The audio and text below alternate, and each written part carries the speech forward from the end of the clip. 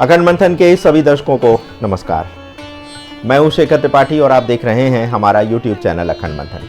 भविष्यवाणियों के इस सीजन में हम आपके लिए लाए हैं महाराष्ट्र के महान संत के दिव्य दर्शन से प्राप्त कुछ ऐसी भविष्यवाणियां जो डूबते में तिनके का सहारा जैसी प्रतीत होती हैं। ये बताती हैं कि आने वाला समय सिर्फ विनाश लेकर ही नहीं आ रहा, बल्कि उस विनाश के गर्भ में सृजन का ऐसा बीज छिपा है जो जब वृक्ष बनकर सामने आएगा तो पूरा विश्व उसकी छाया में आनंद के 2 पल व्यतीत कर सकेगा। ये भविष्यवाणियां आज से रेगिस्तान बन चुके समाज में पानी के बूंद जैसी दिखाई देती हैं। ये वीराने में एक घनी बस्ती का अनुभव कराती हैं। ये टूटती हुई आशाओं को जोड़ते हुए एक पुल का निर्माण करती हैं जिस पर हम और आप चलकर इस पार से उस पार जा सकते हैं। पिछले एपिसोड में आपने देखा कि कैसे जब पृथ्वी के अक्ष में परिवर्तन होगा तब उस समय जन्म लेने वाले मनुष्य की संतानें अपने जन्म से ही योगी पैदा होंगी और उनके पास दिव्य शक्तियां होंगी। उन्हें कुंडलिनी जागरण के लिए कोई प्रयास नहीं करना होगा, बल्कि वे तो जागृत कुंडलिनी शक्ति के साथ ही पैदा होंगे। अब आप सोचिए, जब ऐसी संतानें धरती पर जन्म लेंगी तो फिर ये धरती कोई दूसरा रहस्यमय लोक जैसा ही प्रतीत होगा। फिर इस धरती पर रहने वाला प्रत्येक व्यक्ति कोई साधारण मानव नहीं, बल्कि उसी ईश्वर का अंश होगा और वह भी ईश्वर के समान शक्ति संपन्न होगा। सोचिए, क्या हम सभी ऐसे समय में प्रवेश करना नहीं चाहेंगे जहां जीवन के सारे दुखों का अंत हो जाए? आपने पिछले एपिसोड को बहुत लोकप्रियता प्रदान की और अब उसे 35,000 दर्शकों द्वारा देखा जा चुका है। इस एपिसोड में हमने ये बताया कि सभी के अंदर आध्यात्मिक जीवन की एक प्यास है जो दिन पर दिन बड़ी होती जा रही है। आपकी इसी लोकप्रियता ने हमें ये बताया कि अब हमारे दर्शकों को हम योग की दिव्य अनुभूतियों से संबंधित सामग्री भी दिखा सकते हैं और उन्हें एक ऐसे रहस्यमय लोक में ले जा सकते हैं जहां के बारे में अभी तक आपने सुना भी नहीं होगा। हमारा सौभाग्य है कि इस कार्य में हमारी अदृश्य रूप से सहायता कर रहे हैं दत्ता अवधूत स्वामी, जिनके बताए गए मार्ग पर चलने के लिए हमारे 8 लाख दर्शक अब पूरी तरह से तैयार हैं। तो चलिए आरंभ करते हैं आज के एपिसोड का। स्वामी श्री दत्ता अवधूत के अनुसार सम्मत 2026 तक मनुष्य के द्वारा दिव्य रसायनों की खोज कर ली जाएगी और इसी आधार पर वह पारे से जुड़े और कुछ जड़ी बूटियों की मिश्रण की सहायता से वह गुरुत्वाकर्षण बल पर विजय प्राप्त कर लेगा।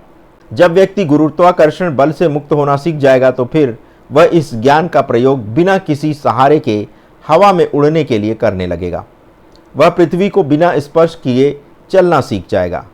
मनुष्य की खोज यही समाप्त होने वाली नहीं है, बल्कि वह चंद्रमा की चांदनी से झरने वाले अमृत तत्व को भी खोज लेगा और यदि उसे अमृत मिल गया तो मानव को अमर होने का वरदान भी प्राप्त हो जाएगा। मनुष्य सूर्य के प्रकाश की सहायता से भी प्राण शक्ति पर विजय प्राप्त करने के कार्य में भी सफल होने वाला है। इतना ही नहीं, बल्कि सूर्य की किरणों एवं रत्नों से निकलने वाली ऊर्जा की सहायता से मनुष्य निजी जीवन के बहुत से कार्य बड़ी ही सरलता से कर लेगा। सम्मत 2150 के बाद विज्ञान और प्रौद्योगिकी के क्षेत्र में नए नए आविष्कार होने आरंभ हो जाएंगे। वैज्ञानिकों द्वारा मानव जीवन को अमर बनाने के लिए पारे और जड़ी बूटियों की सहायता से ऐसे ऐसे प्रयोग किए जाएंगे जिससे मानव जीवन अमर हो जाएगा। इसी प्रकार से जब सम्मत 2160 का समय आएगा तो उस कालखंड में ऐसी ऐसी जड़ी बूटियां और औषधियां खोज ली जाएंगी जिससे मानव जीवन को कई 100 वर्षों तक दीर्घ आयु वाला और स्वस्थ बनाए रखा जा सकेगा। यानी तब शरीर में कोई गंभीर बीमारी या रोग नहीं होंगे, लेकिन उन औषधियों के साथ कुछ विशेष प्रकार के आहार को भी ग्रहण करना होगा।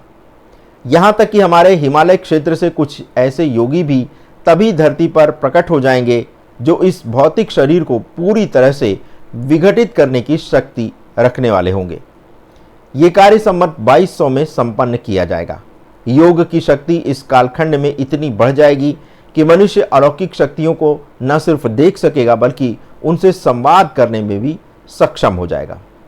ऐसा सम्मत 2150 के आसपास होगा।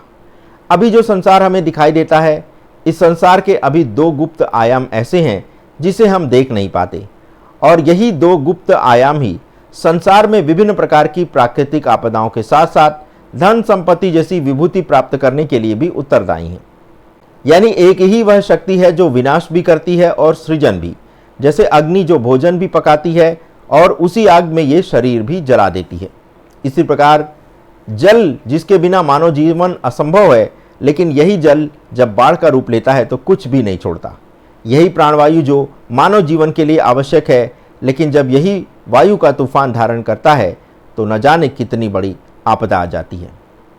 अब ऐसा क्यों होता है, ये जानने के लिए हमें गुप्त 2 आयामों को जानना होगा, तभी हम प्राकृतिक शक्तियों पर विजय प्राप्त कर पाएंगे। इसी कालखंड में हमें हजारों वर्षों से भूमिगत कंदराओं में तपस्या कर रहे प्राचीन ऋषियों से भी हम संवाद स्थापित कर पाएंगे और इन्हीं के द्वारा हमें पृथ्वी के शेष आयामों के बारे में भी जानकारी मिलेगी। इन ऋषियों से हमें ऐसे दिव्य ज्ञान की जानकारी प्राप्त होगी जिसकी आपने कभी कल्पना भी नहीं की है। श्री दत्तावधूत तो यहाँ तक लिखते हैं कि नए नए सार्वभौमिक धर्म का उदय होने वाला है, क्योंकि वर्तमान में जितने भी धर्म हैं, सनातन धर्म को अगर छोड़ दें तो बाकी के धर्म सभी हिंसा फैलाते हैं। अपने धर्म को श्रेष्ठ बताना और दूसरे के धर्म को नीचा दिखाना ही इन धर्मों का उद्देश्य है। यही कारण है कि अभी संख्या बढ़ाने पर अधिक बल दिया जा रहा है, यानी जिस धर्म को मानने वाले जितने अधिक होंगे वही धर्म श्रेष्ठ होगा। तो आप देख सकते हैं कि यहाँ क्वालिटी पर क्वांटिटी भारी पड़ रही है। जब ऐसा होने लगेगा तो यही वह समय होगा कि एक नया मानव धर्म सामने आएगा जो ऊंच नीच की सारी दीवार गिरा देगा। सनातन धर्म तो सदा से ही सबको एक समान भाव से देखता रहा है, लेकिन जैसे जैसे सनातन का उदय होता गया उसमें से मानव के अंदर की विकृतियां सामने आने लगीं और इन्हीं विकृतियों के फलस्वरूप ऐसे धर्मों का उदय हुआ जो हिंसा को ही अपना आधार मानते हैं। स्वामी श्री दत्तावधूत लिखते हैं कि सर्वशक्तिमान ईश्वर द्वारा प्रत्येक प्राणी को जन्म के समय ही एक विशिष्ट जीवन काल आवंटित किया गया है। वह उतने ही वर्षों तक पृथ्वी पर जीवित रहता है और यह अवधि समाप्त होने पर वह मर जाता है। मनुष्य की मृत्यु की परिस्थितियां भी सर्वशक्तिमान ईश्वर द्वारा पूर्व निर्धारित हैं। जीवन और मृत्यु का यह ईश्वरीय नियम न सिर्फ मनुष्यों बल्कि पशु पक्षियों और यहाँ तक कि पेड़ पौधों और सभी प्रकार की वनस्पतियों पर भी लागू होता है। वास्तव में इसमें सृष्टि के सभी पहलू सन्निहित हैं, जिसमें से कुछ भाग मनुष्यों के लिए स्पष्ट रूप से नहीं किए गए हैं, जैसे कि धर्म। पृथ्वी पर अनेक धर्मों की स्थापना और प्रचार प्रसार हुआ, लेकिन कुछ समय के साथ ये लुप्त होते गए। वर्तमान समय में अनेक धर्मों का जीवन काल समाप्ति की ओर है। संवत 2160 तक संसार से सारे धर्म विलुप्त हो जाएंगे और इसके बाद एक सार्वभौमिक धर्म की स्थापना की जाएगी। संवत 2150 से 2160 के बीच एक बहुरंगी तारा आकाश में दिखाई देगा। इस तारे के दिखाई देने के बाद एक महान योगी इस धरती पर अवतरित होगा। ये तारा इजराइल के ऊपर देखा जाएगा। ये महान योगी मानव जाति को एक सिद्धांत के आधार पर एकजुट करेंगे। 90% जनसंख्या उसे पैगंबर या सर्वशक्तिमान के रूप में स्वीकार करने लगेगी। वह एक धर्म, एक राज्य, एक सरकार का संसार बनाएंगे। वह प्रेम, परोपकार और दान के मूल सिद्धांतों पर आधारित एक सार्वभौमिक धर्म को बढ़ावा देने वाले धर्म की स्थापना करेंगे। श्री दत्तावधूत लिखते हैं कि मनुष्य को अपने साथी प्राणियों के साथ प्रेम पूर्वक व्यवहार करना चाहिए। मानव जन्म ईश्वर की ओर बढ़ने का एक साधन है। मानव शरीर को इस आध्यात्मिक यात्रा में आत्मा द्वारा एक वाहन के रूप में प्रयोग किया जाता है। उपर्युक्त महान योगी संपूर्ण विश्व को मानव जीवन का उद्देश्य समझाएंगे। वह इस बात पर भी बल देंगे कि कोई भी बाहरी साधन, चाहे वह कितना भी आरामदायक क्यों न हो, सच्चा आनंद नहीं दे सकता। मन को पूर्णतः स्थिर विचार मुक्त बनाने के बाद ही इससे सच्चे आनंद को प्राप्त किया जा सकता है। इसी महान योगी द्वारा ही संसार भर के मनुष्यों को प्राणायाम की विभिन्न तकनीकें भी सिखाई जाएंगी। वो कहते हैं कि मनुष्य को अपने मन ही मन ये कल्पना करनी चाहिए कि ये प्राण ही सर्वशक्तिमान ईश्वर है और इसी ईश्वर को ध्यान में रखते हुए सांस पर ध्यान केंद्रित करना चाहिए। ऐसा करने से मनुष्य अधिक गुणी और विद्वान बन जाता है। इसके साथ ही साथ प्राणायाम का अभ्यास करने से उसे देवी देवताओं के भी दर्शन हो सकते हैं। कई लोग योगी की शिक्षाओं के माध्यम से इन परिणामों को अनुभव करेंगे। निसंदेह ऐसा होने से पहले संसार में ऐसे ऐसे परिवर्तन होने लगेंगे जिसके बारे में अभी आपने सुना भी नहीं है। स्वामी श्री दत्तावधूत बताते हैं कि नया युग संवत 2160 तक चलेगा और इन 2160 वर्षों में दिव्यता के कारण बहुत सारे परिवर्तन होंगे।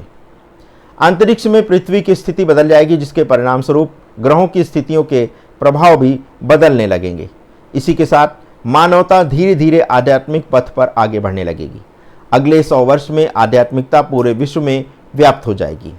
तब उस समय किसी से बात करने के लिए किसी मोबाइल फ़ोन की आवश्यकता नहीं होगी, क्योंकि तब लोग टेलीपैथी के माध्यम से एक दूसरे से संपर्क करने लगेंगे। मनुष्य को अपनी अतीन्द्रिय क्षमता से ये पता चल जाएगा कि कौन कौन उससे संपर्क करना चाहता है और क्या बात करना चाहता है। मात्र जीवित व्यक्तियों से ही नहीं बल्कि मनुष्य तब दिवंगत आत्माओं से भी वार्तालाप करने लगेगा और इससे उसे ये पता चलेगा कि आत्माओं की आखिरी इच्छाएं क्या हैं। अतः ये जानकारी प्राप्त करने के बाद मनुष्य आत्माओं की सारी इच्छाएं पूरी करने लगेगा। इन्हीं आत्माओं की इच्छा पूर्ति के साथ साथ मनुष्य के पास ये भी क्षमता विकसित हो जाएगी कि वह किसी भी आत्मा को मुक्त कैसे करे। दिवंगत आत्माओं के साथ ये संवाद मानव विज्ञान के क्षितिज को व्यापक बनाने में सहायक होगा। संवत 2022 के बाद लगभग सभी आज के कंप्यूटर जैसे उपकरण होंगे, लेकिन इनके प्रयोग से मनुष्य दिवंगत आत्माओं से भी संवाद स्थापित कर लेगा। मनुष्य को यह अनुभव होगा कि ईश्वरीय कानून जैसा बोओगे वैसा काटोगे कितना कठोर है। ये कंप्यूटर जैसा उपकरण मनुष्य को यह एहसास कराएगा कि पृथ्वी पर हिंसा, आतंकवाद और दुष्ट कृत्यों का सहारा लेने वाली आत्माएं मृत्यु के बाद हजारों वर्ष तक दर्दनाक सजा कैसे भुगतती हैं। उस समय तक 1000 मील प्रति घंटे की गति से चलने वाले वाहनों का विकास भी हो जाएगा। ये विमान 5000 मील प्रति घंटे की गति से उड़ान भरेंगे। तो जैसे यदि आपके पूर्वज अभी भी धरती पर भटक रहे हैं तो आप इस कंप्यूटर के माध्यम से अपने दिवंगत पूर्वजों से संपर्क करके उनकी इच्छाओं की पूर्ति तो कर ही सकेंगे। साथ ही साथ उन्हें जन्म मृत्यु के बंधन से भी मुक्त कराने में आप उनके सहायक होंगे। तो दर्शकों, आज की सीरीज में बस इतना ही। मिलते हैं कल एक नए अंक के साथ। तब तक के लिए हमें अनुमति दें। धन्यवाद। नमस्कार।